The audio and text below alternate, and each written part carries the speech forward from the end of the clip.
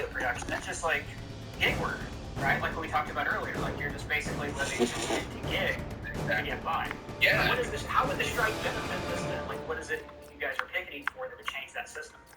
Well, I mean, there are tons of bullet points that what we're striking for that will help that entire system. And one of them that I love is staffing size minimums in a room.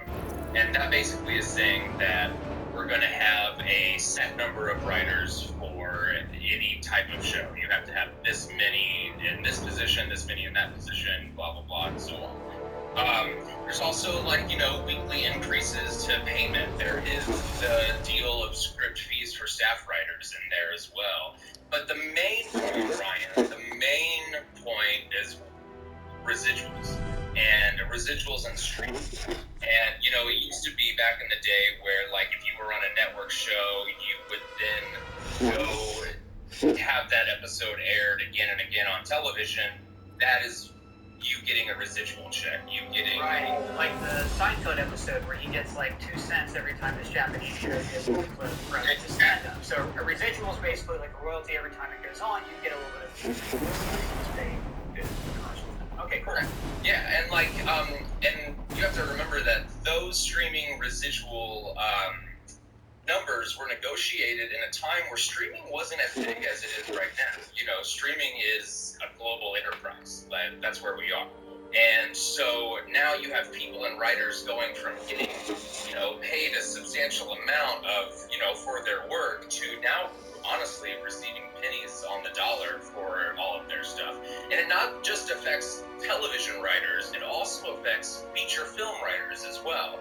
Because, I mean, you look behind you, you have all these DVDs and videos up there, and a percentage of those sales went to the writers who wrote them.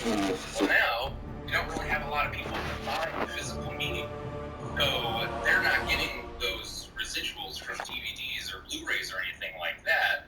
So when you see all these people going to like Hulu or Netflix to watch films, a lot of those writers are missing out on those residuals that would have went to them if they were to buy a physical copy. Can I ask, so you might see a system here in place where I write a movie for Netflix, it goes up, and every time Netflix, somebody watches that movie on Netflix, Ryan gets a penny or whatever the price is. Does Netflix even release these numbers? No. To the writers, or is it kept a secret? Numbers of people who are watching the movie. Correct. I mean, no, not at all. And it's not just Netflix. Oh.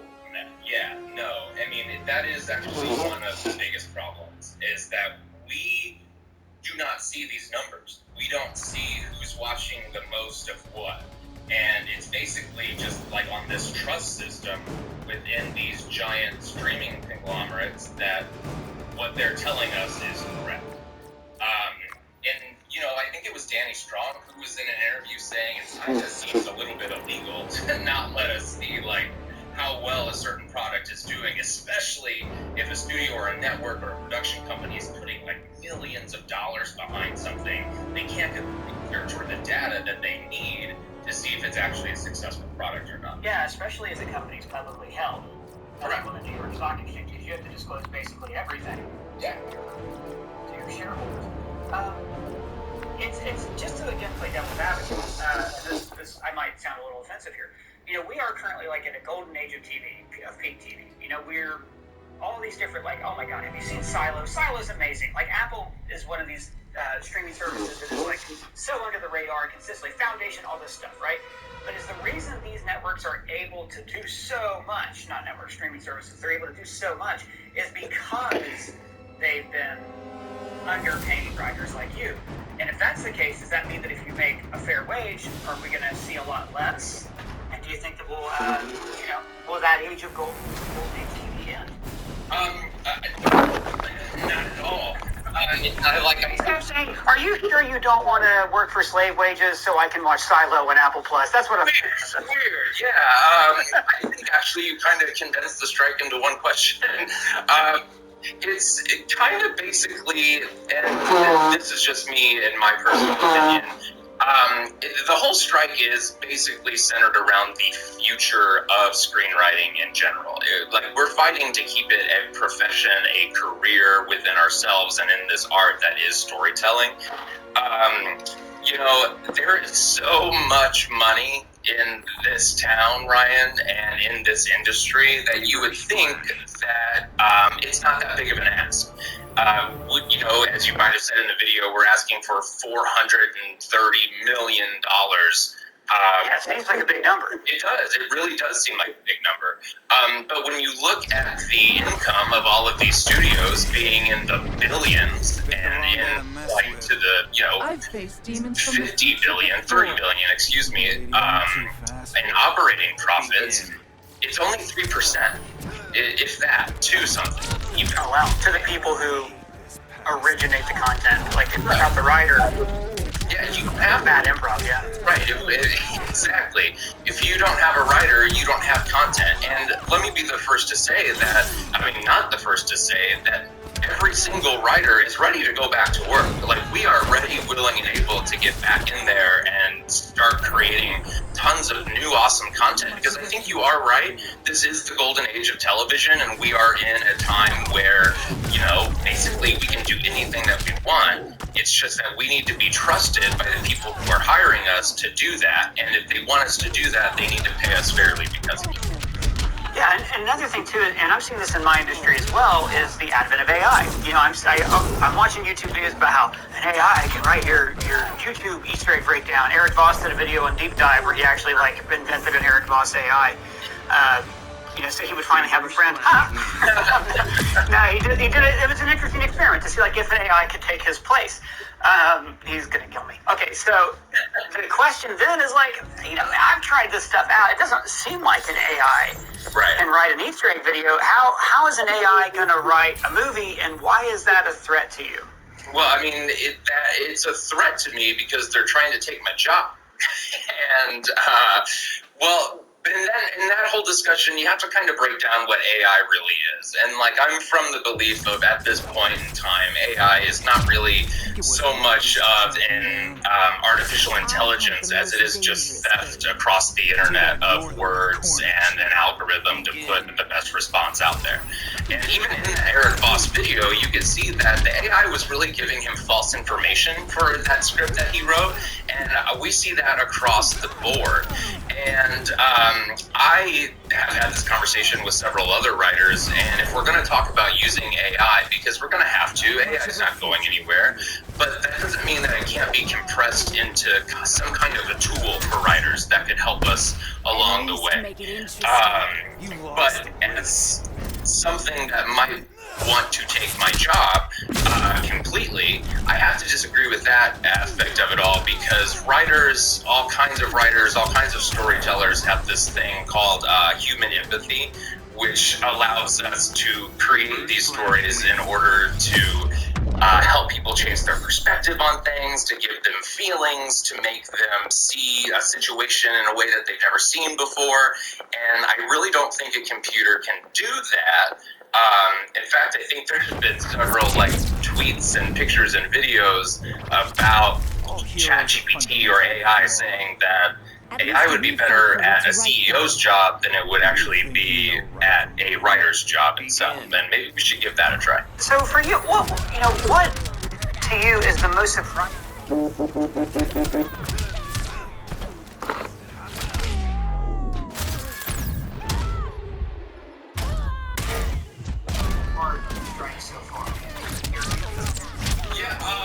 Well, I'll be honest, it's a pleasant surprise. It's the solidarity.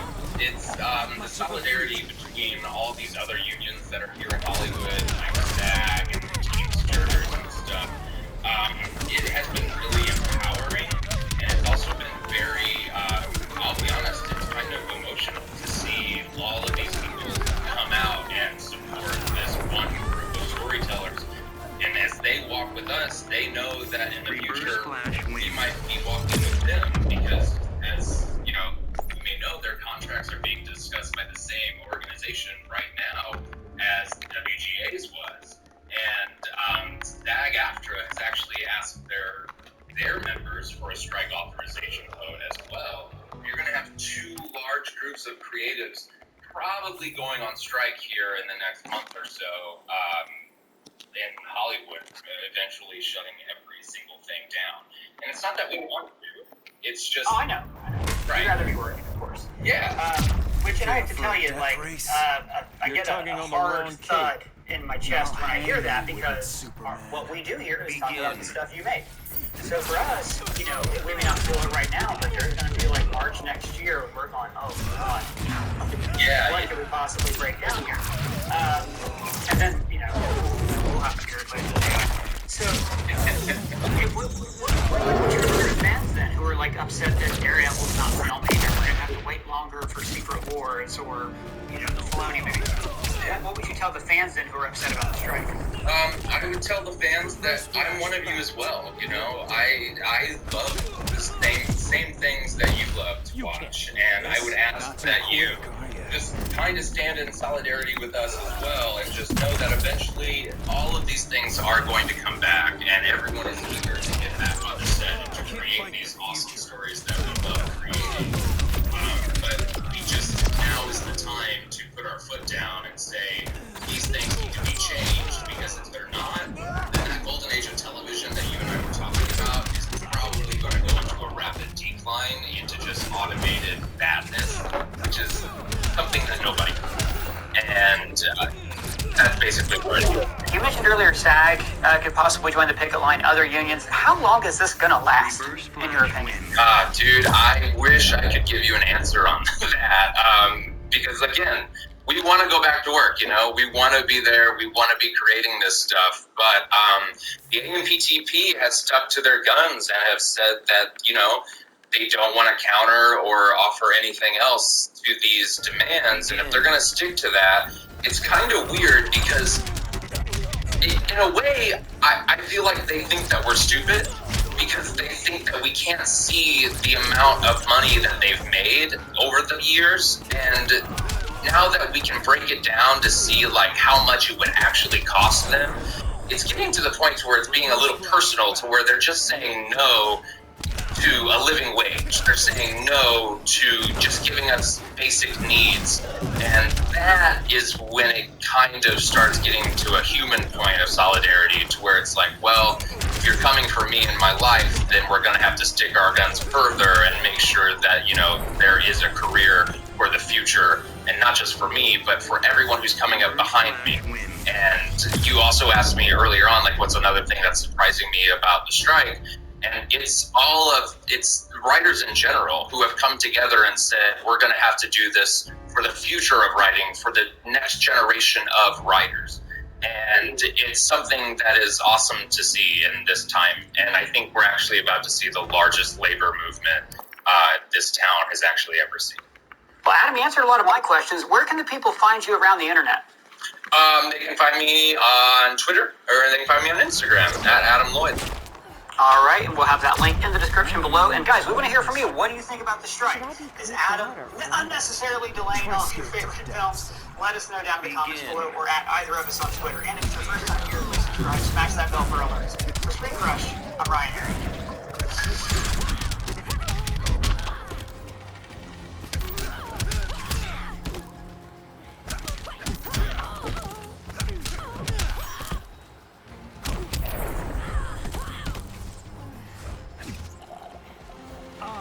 Fastest man alive.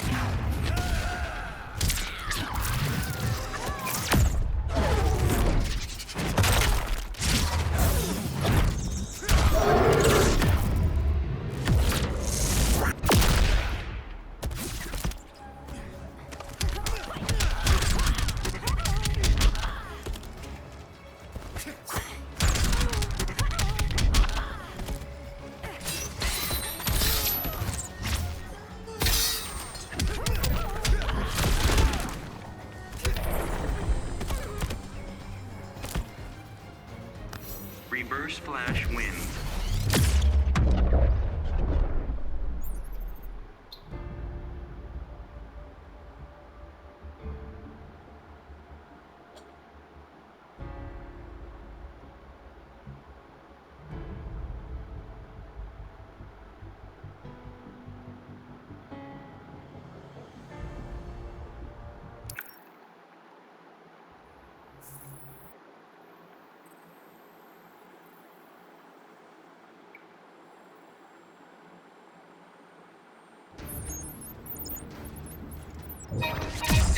orange is nothing juice. personal, son. Fresh squeezed taste that puts the... So why are you fighting? Oh. Begin. One last fight. Hey, welcome back to Screen Crush. I'm Ryan Airy, and we are going to recap everything you need to know before watching Secret Invasion. This show is going to bring together the Earth and cosmic sides of the MCU. It is the culmination of dozens of hours of MCU storytelling, so in case you didn't have time to rewatch all that, we are here to explain it to you. And also, this recap is a great setup for the movie The Marvels. You guys ready to go? Let's do this. So, at the beginning of all creation, there was... Wow, you really are starting at the beginning. I am, because this is all very important. Trust me. When the universe was formed, the Big Bang created 6 powerful rocks called Infinity Stones that govern different aspects of the universe. Space. Reality. No time, you get the idea if you were there. Fast forward a few million years to the reign of the Kree Empire. The Kree are a race of alien warriors who conquer entire galaxies. They even arrive on prehistoric Earth to tamper with the DNA of early human beings to eventually create a race called the Inhumans. The Kree are led by the Supreme Intelligence. This is an artificial intelligence that is made up of the greatest minds of Kree civilization. And the Kree they're kind of like the British Empire, but in space. They conquer and colonize other worlds while also fighting other empires like the Xandarians and the Skrulls. Now, the Skrulls are a race of shape-shifting aliens. Now, the way their power works is that they have to see someone to copy them, and afterwards they retain only the most recent memories of that person. Also, when they die, they automatically become Skrulls again. The Kree absolutely devastate the Skrulls in this war, driving them to the point of becoming refugees on the verge of extinction. So now let's shift gears to Earth, where World War II is in full swing. A German scientist named Erskine has developed a way to turn regular human beings into super soldiers, but his first experiment, Johann Schmidt, turned into a monstrous Red Skull. The Red Skull leads a Nazi science division called Hydra, and he wants to gain ultimate power. So he finds the Infinity Stone, which governs space, which is nicknamed the Tesseract. The Red Skull and his chief scientist, Arnim Zola, begin using the Tesseract to create super weapons that will help their Nazi faction, Hydra, to conquer the Earth. Meanwhile, Erskine has defected to America and turns a scrawny kid from Brooklyn named Steve Rogers into Captain America. Captain America has a real cool shield made out of vibranium built by the scientist Howard Stark. Steve fights Hydra, loses his best friend Bucky, and then he defeats the Red Skull but crashes his ship into the Arctic, where he is presumed dead. Howard Stark recovers the Tesseract, but not Steve's ship. And then Stark, Peggy Carter, and Tommy Lee Jones found the spy agency SHIELD, which I always kind of thought was a tribute to Steve Rogers and his SHIELD. Oh, hey, what are you drinking there?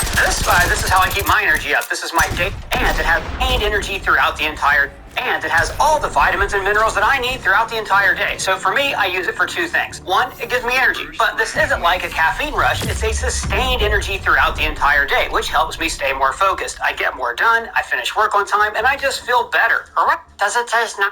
And it's also shade. Say that. Just click the link in the description to get started on your first purchase of HE1. Now back to what I was saying. Fast forward to the 1980s when the Kree sent a scientist named Mar-Vell to infiltrate SHIELD so she can get close to the Tesseract. Wow. Because the Tesseract's power allows you to basically teleport, so they want to harness its energy to create a new ship that can travel further than any ship ever created. But Mar-Vell has secretly betrayed the Kree. You see, the Kree are still telling people that the Skrulls are like a huge threat, but in reality, the Skrulls are beaten, and the Kree are hunting them into extinction. Mar-Vell wants to create a ship that will allow the Skrulls to find a new homeworld where they can be safe from the Kree. Now, while she's undercover, she befriends 2 Air Force pilots, Maria Rambeau and Carol Danvers. Danvers is arrogant, brash, brave, and she loves GNR.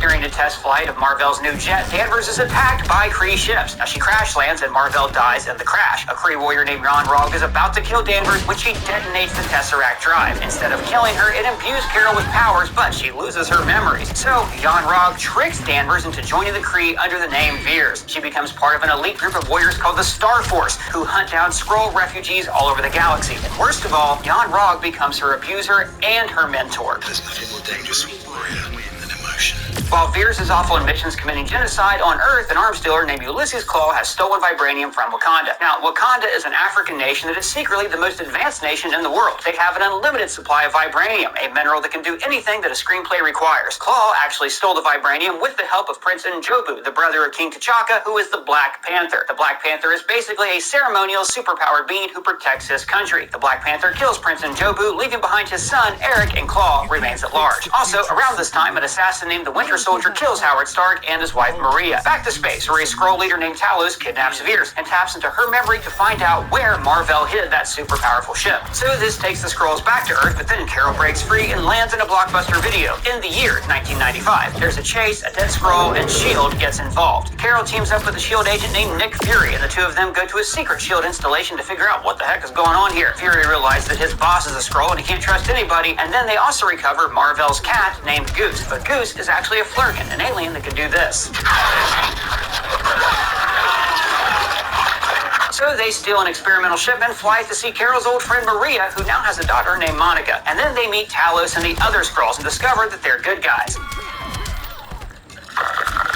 They find Mar-Vell's hidden ship and the Tesseract, and this ship is also filled with Skrull refugees. Then the Kree send a fleet to destroy Earth. This fleet is led by the Accusers, a group of elite Kree who are judge, jury, and executioners for their people, and they're led by Ronan the Accuser. So Veers is captured, meets the Supreme Intelligence, but then unlocks her full power and kicks the crap out of the Kree fleet and decides that Jan Rog isn't even worth her time. I have nothing to prove to you. So Danvers escorts the Skrulls into space to find a new home, and the Tesseract is still on Earth. And then Fury creates the Avengers Initiative, a plan to use people like Danvers to stop more alien invasions. Carol even leaves him with a special pager to call her for help. For emergencies only. Which was a good idea because alien invasions are coming. Fury becomes the director of S.H.I.E.L.D., only reporting to a shadowy world council. So when a god alien named Loki steals the Tesseract, Fury assembles some exceptional people. There was an idea called the Avengers Initiative. The idea was to bring together a group of remarkable people to fight the battles that we never could. Such as Howard Stark's son Tony, who is Iron Man, Bruce Banner, aka the Hulk, Loki's brother Thor, and Steve Rogers, who, it turns out, was just frozen in ice for 70 years and is now fine, but very sad. Hello, darkness, my old friend. Fury's second-in-command, Maria Hill, is skeptical about the Avengers, but after some prodding, the team unites to repel the alien invaders and defeat Loki. Steve Rogers decides to join S.H.I.E.L.D. along with his fellow Avengers, Clint Barton and Natasha Romanoff. S.H.I.E.L.D. continues to develop a contingency plan against threats, which they call Project Insight. It's basically 3 helicarriers who will wipe out any threats before they happen. Steve Rogers disagrees with Fury on this point. This isn't freedom. This is fear. And Fury suspects that S.H.I.E.L.D. is compromised. Then an assassin called the Winter Soldier almost kills Fury. Fury goes to Steve, says trust no one, and then S.H.I.E.L.D. tries to arrest Steve Rogers. He and Natasha go on the run, and they find out that Arnim Zola kept his mind alive on a computer and that Hydra was actually part of S.H.I.E.L.D. for decades, and it's about to take over the world using these big helicarriers. What the hell is going on? So Steve recruits the Falcon, he's the soldier who can fly, and then learns that the Winter Soldier is actually his old pal Bucky, who is now a brainwashed super soldier. Steve and friends take down Hydra and S.H.I.E.L.D. along with it, and Bucky remembers Steve at the last minute, but then goes on the run as Fury fakes his own death. So this makes the Avengers the world's #1 peacekeeping force, with Tony Stark even hiring Maria Hill. Actually, it's so she can keep an eye on the Avengers for Fury, but Tony doesn't know that. So the Avengers mop up a Hydra cell that was using the Mind Stone, that's one of the Infinity Stones, to create superhumans, such as Wanda Maximoff, who has really weird reality-distorting powers. Then Stark uses this alien tech to create an AI murder bot that uses Claw's stolen vibranium to nearly end the world, but he decimates Wanda's home country. A different team of Avengers forms that is younger and less experienced, and in one of their early missions, this inexperience shows. Wanda accidentally detonates a bomb inside of a building, killing lots of people. Afterwards, the world's governments decide to make superhumans register and work for the government. Tony Stark, feeling guilty over creating a murder bot, agrees, but Steve doesn't want to sign. If we sign this, we surrender our right to choose. Tony Stark is now reporting to the Secretary of State, former General Thunderbolt Ross, who has a history of superhumans hunting down the Hulk and creating the Abomination to put him in check. But then Steve's old pal Bucky is accused of detonating a bomb that killed the King of Wakanda. Bucky was actually framed by a man named Baron Zemo, who hates the Avengers for destroying his entire country. Zemo manipulates the Avengers into a full-blown civil war. They're not stopping. Neither are we. But more importantly, he shows Tony that Bucky actually killed Howard Stark. Bucky was brainwashed, but it still counts. So this permanently breaks up the Avengers when Steve chooses Bucky over Tony, and Steve even gives up his shield.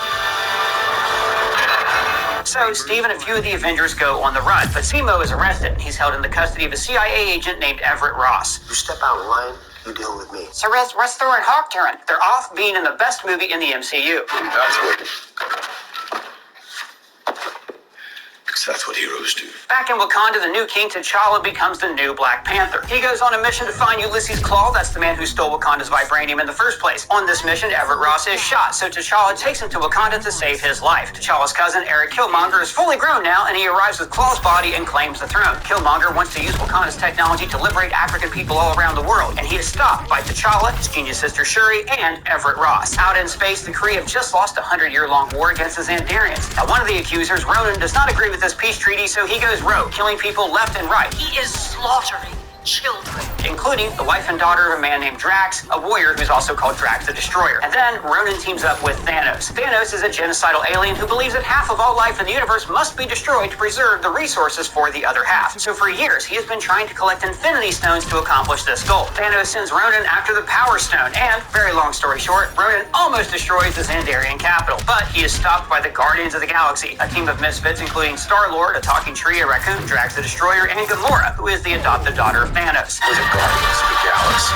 But Thanos is still out there looking for Infinity Stones. Currently, 3 Infinity Stones are on Earth, so he sends his people to attack there first. The heroes fight his forces, but because the Avengers are broken up, they're a disorganized mess. Tony and a few heroes meet up in space with the Guardians of the Galaxy, while Steve gathers his team of outlaws to protect the Mind Stone. And the Mind Stone is currently in the forehead of an android called the Vision, who was created by Tony Stark's murder bot, and the Vision is in a relationship with Wanda. I just feel you. So, Steve's forces go to Wakanda to fight off Thanos' army to protect the Vision. Meanwhile, Thanos beats the crap out of the other heroes in space, gets 5 of the stones, and then rips the final stone from Vision's forehead, giving him all 6 stones, and he snaps away half of all life in the universe. I was petrified, man. Following the snap, there's a period of chaos. Fury is snapped away, but he's able to use Carol's pager and summon her at the last minute. Afterwards, the Avengers do reunite, with Carol saving Tony's life in space, but the team is still fractured. Well, that didn't work out, did it? I said we'd lose.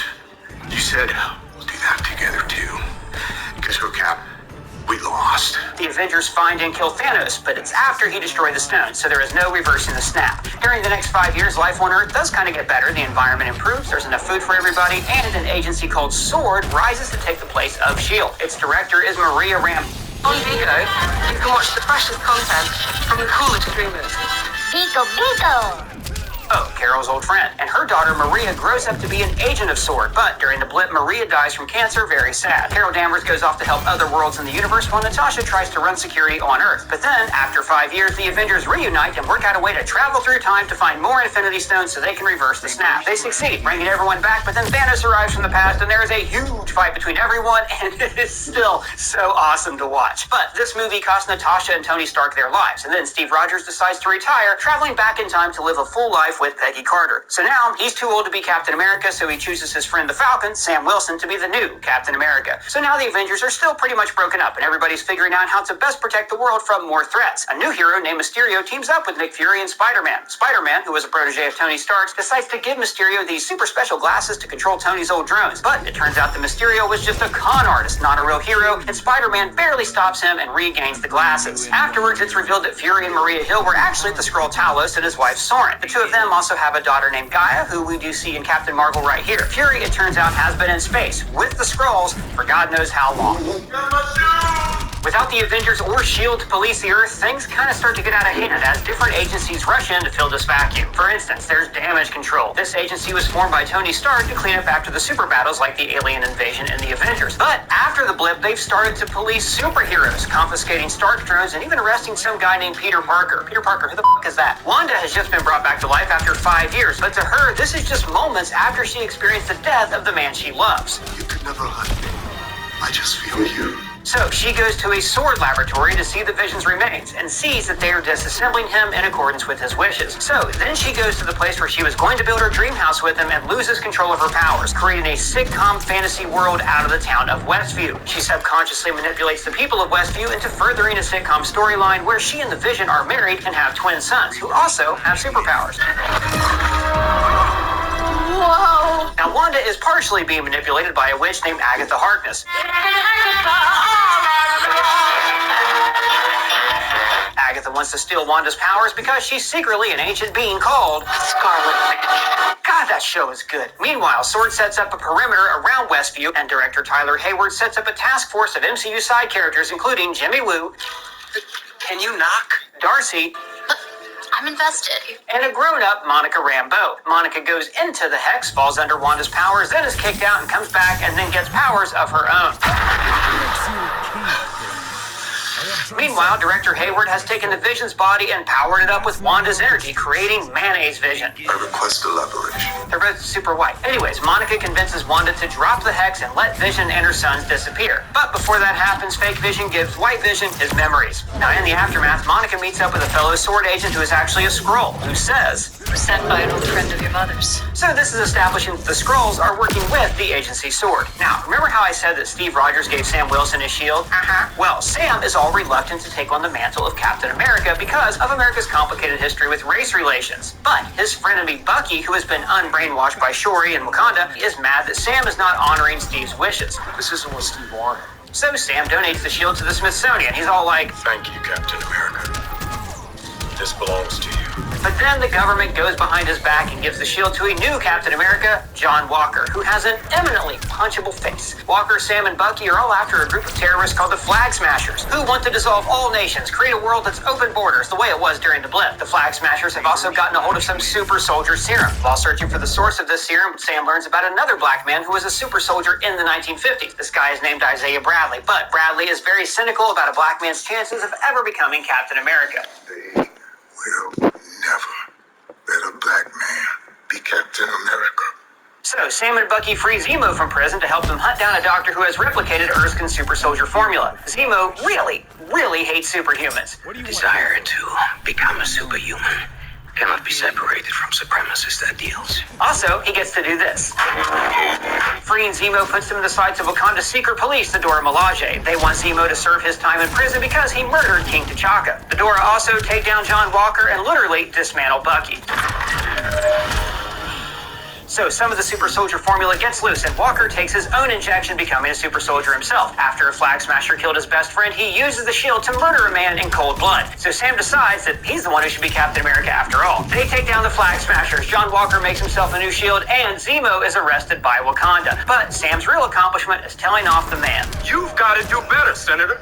You've got to step up. And John Walker is recruited by the CIA director, Val, to join a new team that she's putting together. We're gonna need a U.S. agent.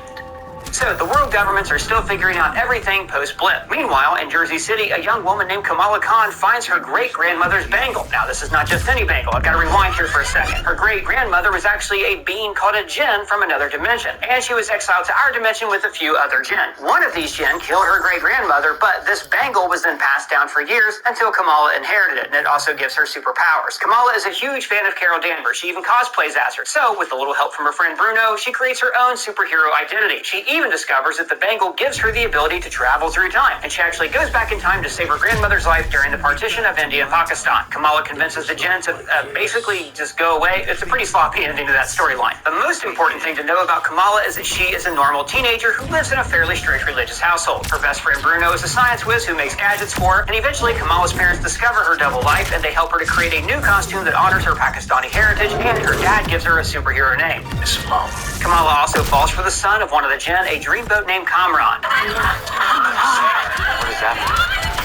Like Kamala, he develops powers, but he has trouble controlling them. So, Damage Control tries to apprehend Kamran and Kamala using the same drones that they confiscated from Tony Stark. Kamala helps Kamran control his powers, and Damage Control is humiliated after overextending their reach. You went against my orders publicly, and then you attacked a bunch of kids using our name. And while all of this is going on, the structure of power in the MCU has changed. King T'Challa revealed Wakanda's vibranium capabilities to the world, causing several nations to become jealous and even plotting to steal Wakanda tech. Then T'Challa passes away from a mysterious illness, leaving a power vacuum. America's search for vibranium makes them encounter a kingdom of underwater people called the Talokan, led by a superpowered mutant named Namor. Namor tries to make an alliance with Wakanda, warning them that the rest of the world will someday attack both nations for their vibranium. When Shuri refuses to join him, he kills her mother, Queen Ramonda. This enrages Shuri. She vows revenge, and then she's finally able to synthesize the heart-shaped herb that gives the Black Panther their power, and she becomes the new Black Panther. Now, while all this is going on, Agent Ross is feeding the Wakanda Wakandans information about Namor, Talokan, and what the U.S. government plans to do next. Ross, at this point, still works for the CIA. Now, he says he's helping them because he owes them his life. He even finds out that the President of the United States wants to promote regime change in Wakanda. The president wants to take offensive action against Wakanda. But Ross's ex-wife, CIA Director Val, remember her from earlier, she's been setting him up. She's been monitoring all of his communications with the Wakandans, and she has him arrested. Meanwhile, back to Wakanda versus Talokan. Shuri works with a super genius kid named Riri to set a trap for Namor, and she also builds a special armor for two former Dora Milaje, Anika and Okoye, and they call themselves the Midnight Angels. So, Wakanda goes to war with Talokan, and just when all seems lost, Shuri defeats Namor in battle, and they make a truce.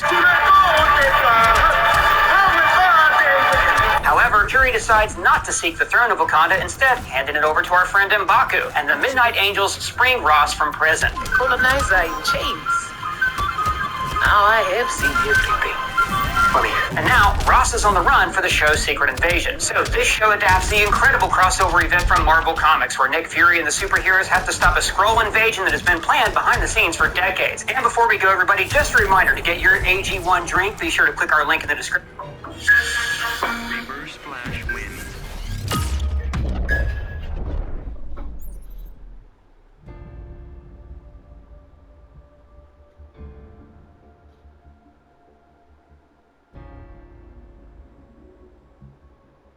Wait, look, see? Why does YouTube do that, bro?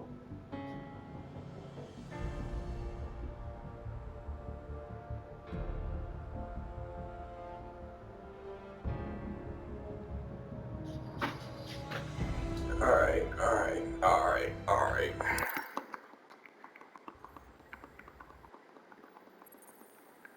We may be able to bond over this one. Okay. You're a big WWE fan. Wow! You guys have your research down.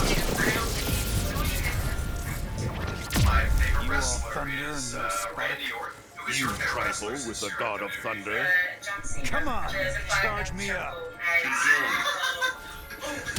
You can't see me. This is the best interview ever.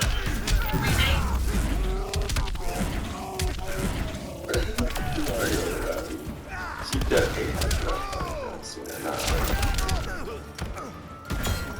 Sorry, she definitely has not.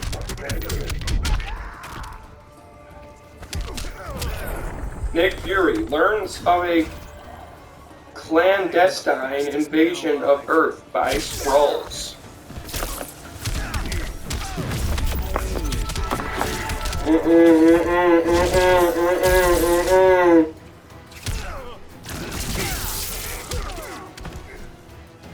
You know what? This is what we're gonna do, just in case. Just in case.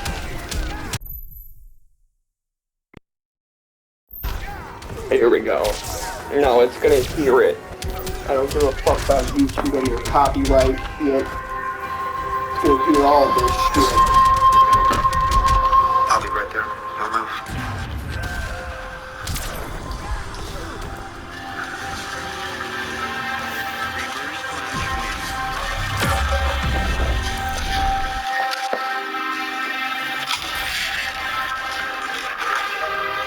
Imagine a world where information can't be trusted. Not very hard, is it? News service says one thing. Website says another. Society starts to fray. This before people get hurt. All we can turn to are the people we care about. But what if those people weren't who we thought they were? What if the ones closest to us, the ones we've trusted our whole lives, were someone else entirely? I'm sorry, I gotta go back. I've missed it. You couldn't save your own mother. Where information can't be trusted.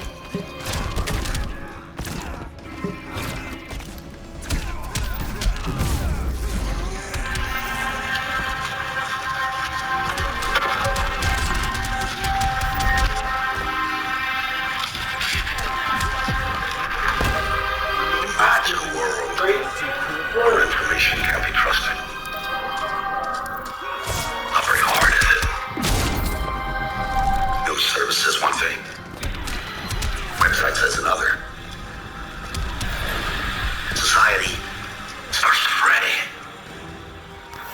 all we can turn to are the people we care about. But what if those people weren't who we thought they were? What if the ones closest to us, the ones we've trusted our whole lives, were something else entirely? What if they weren't even human?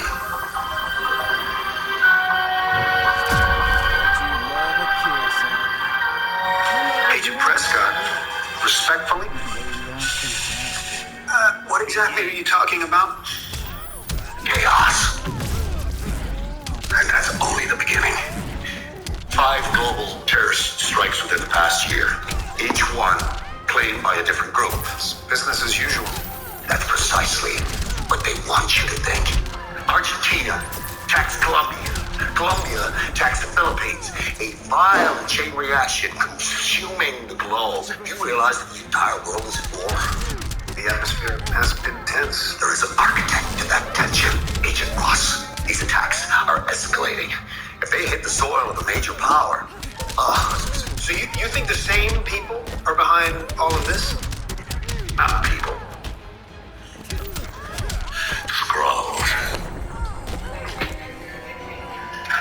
Come on, Ross, you know the stories. It didn't start yesterday. It started 30 years ago when the Scrolls found Earth. Carol Danvers and Nick Fury promised to find them a new planet. But now Now they don't want just any planet. They want ours. But can't you see it? All these groups are the same. Scrolls can be anybody. You should be dead in the begin. There's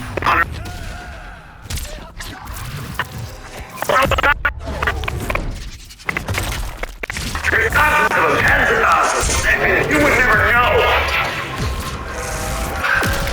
Okay, Prescott, let's play a little game of forest through the trees, shall we?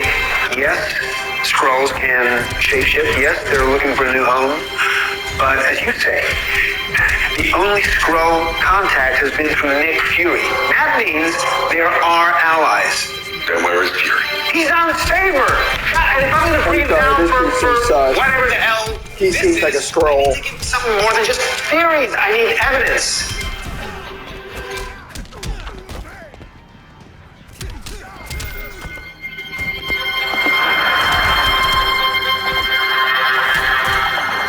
All these other attacks, they will be nothing compared to this. This is the one that sets the world on fire.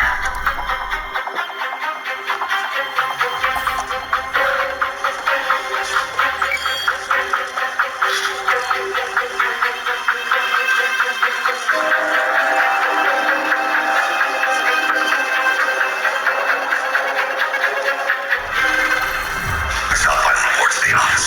Don't know who I can trust anymore, other than you. To you, Hey, it's Mr. Snow. Prescott, look, I'm here to help. Okay? So let me take this, and I'll give the information to Fury, okay?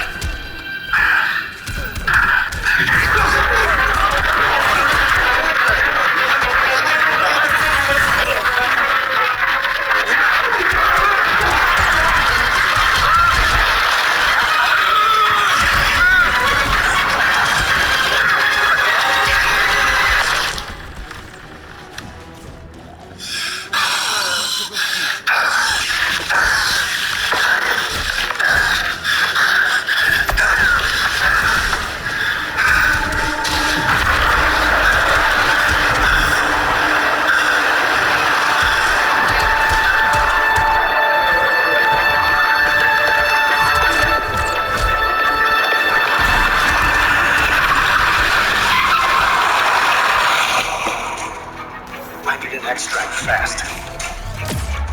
I need an extract. Academica Metro Station, 6 blocks northeast.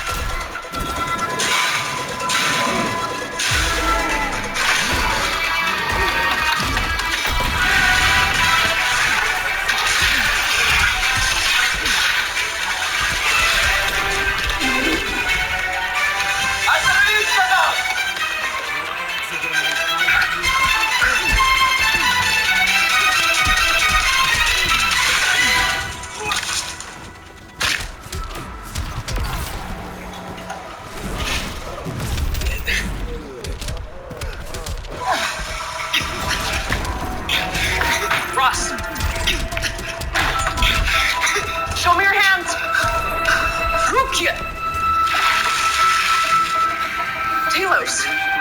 It's me. What the hell are you doing here? I'm chasing him.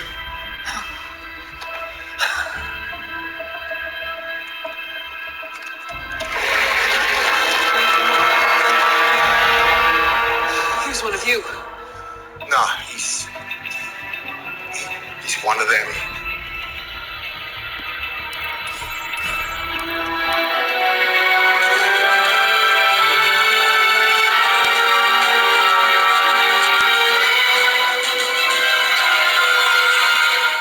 I knew that dude was a Skrull.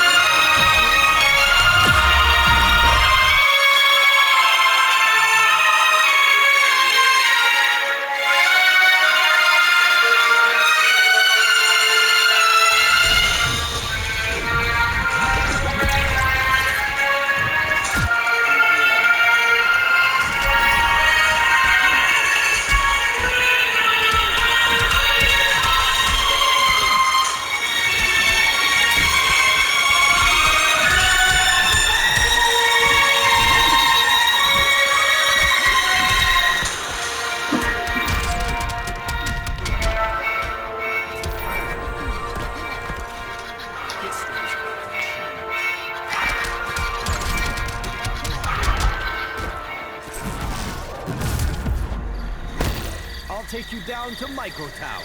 I know how this one ends.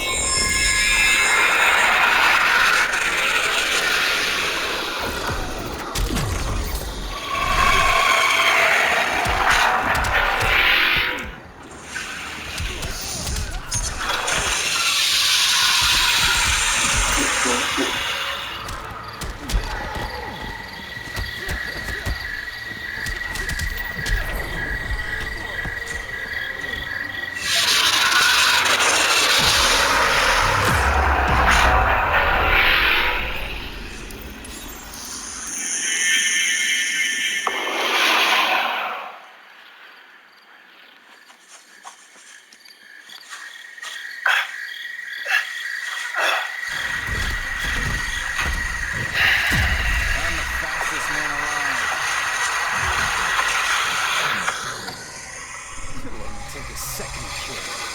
Begin.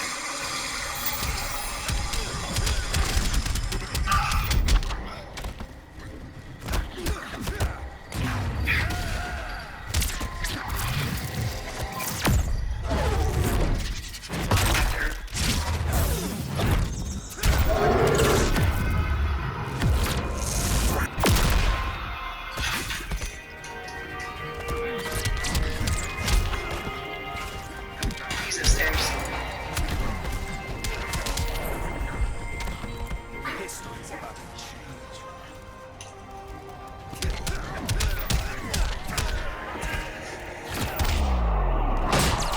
That from home? Santa Milica. That's a Skrull plant. Sorry, she brought the seed with her wherever she went. And, it's changed since she planted it. It's adapted to the planet. No, well, you always believed that was possible. I still do.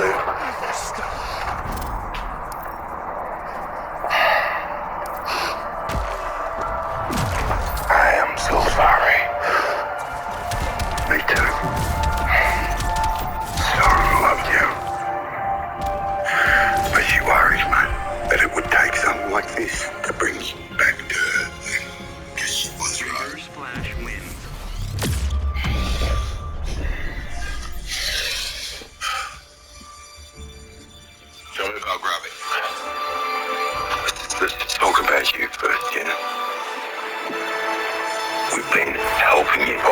these years to ensure that you kept the promise. But after the blip, you were different. When he disappeared, Carol Danvers disappeared. And so did Gaia. Hold it. Your daughter disappeared to where? She was young. Angry that our people still don't have a home. Now, many of them are upset. I got kicked off the council, pushed into exile, but Gravik, mate, he took your abandonment that much harder. Cool. Gravik is now the newest member of the Skrull Council. He preys on the collective rage of young, displaced Skrulls. Where is his ass? He's here.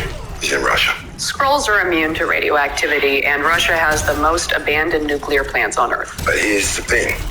These plans, they're not on the books. We don't know where he is. Well, what else do we know about his plans? Well, he's already made them. This is what Agent Ross's imposter was trying to cover up, schematics for a dirty bomb intercepted by Prescott. Prescott had been monitoring a new radical group called the AAR, Americans Against Russia, which he believed to be the next Skrull front for a terrorist attack. Well, Gravik's trying to start a war between Russia and the United States. That was Prescott's theory. And he's going to use this bomb to do it. Does he have the materials for that? A weapons cache in Kazakhstan raided the same day that Prescott was killed. We brought you here for a reason. If he succeeds, your species will cease to exist.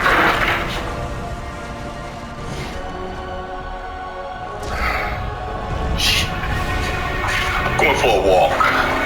You're going for a walk in Moscow at night. You're going to stand out.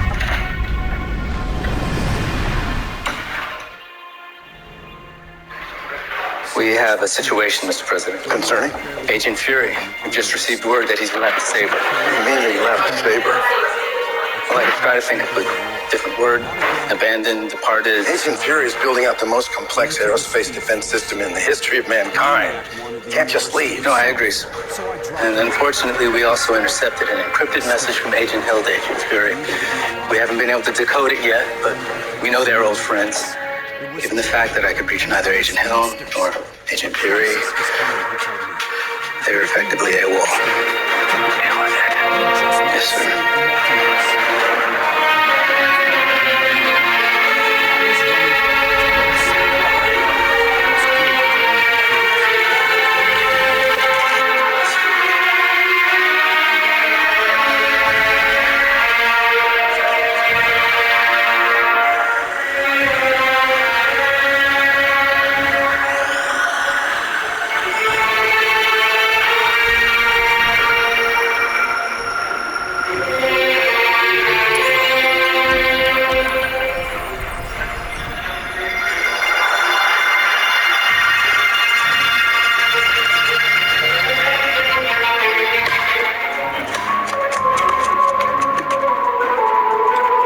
Дочка, что ты тут делаешь? Иди домой, быстро.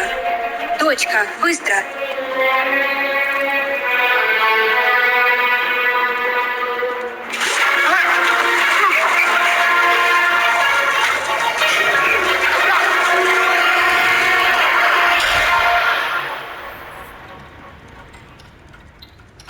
So exciting. Let's see, large black man, Moscow. Well, it could either be Nick Fury or the ghost of Paul Robeson. Okay, go ahead, take the hood off. Damn, and I was hoping for a command performance of Old Man River. Good to see you too, Sonia. So, did you just have me extraordinarily renditioned by a group of your thugs? Were you not extraordinary? Oh, you should only scratch the surface of mediocrity. You must be finally putting it all together. Well done. Okay, you can go. That'll do. Extraordinary. Well, that's wonderful. It is so good to see you. You look amazing. Thanks. Drink? Loved one, do you have some sort of clock fetish that you've been keeping from me all these years? It was an old English spy master that started the tradition. A clock goes up when your time in the circus is done. I like to think I still have a few juggling acts left in me. So, make yourself at home, Fury. Let's drop you. I'm pretty sure you recollect my bird. Well, I might as well come home, but I still haven't forgiven you for destroying my very expensive flat. You mean So it's bottom shelf piss for you or nothing at all. So, what are you doing in Moscow? same as you. Trying to kill the Squirrel Rebellion in his crib. You know the rebel leader personally, don't you? I knew him. Is that why you came down from your space station? You're responsible.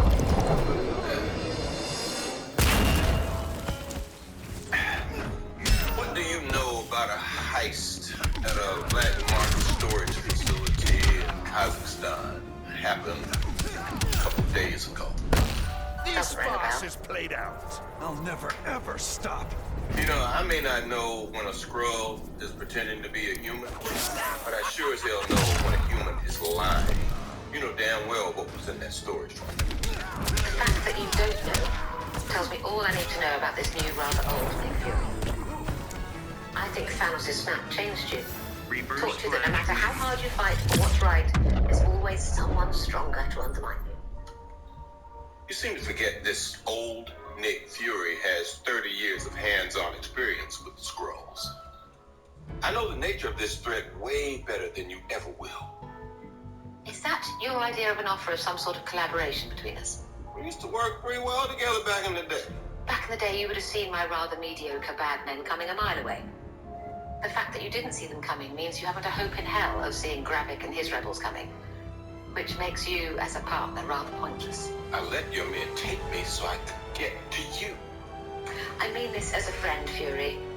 But go back to your space station. You're in no shape for this fight that lies before us. I'll have one of my thugs drop you back at the safe house. Nah, it's all right. I'll walk.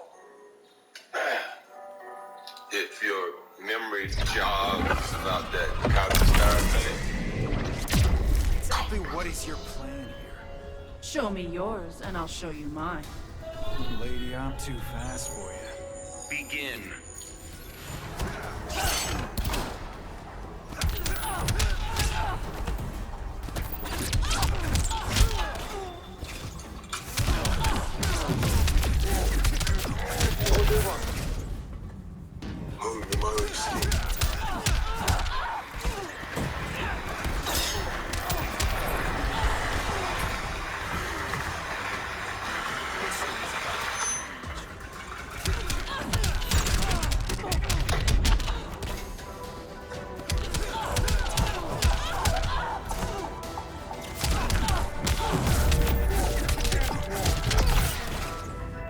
Take your natural form.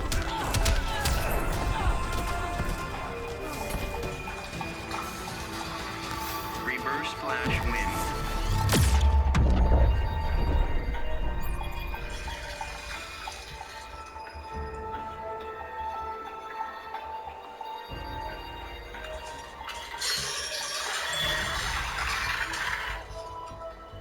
Welcome to New Skrullos.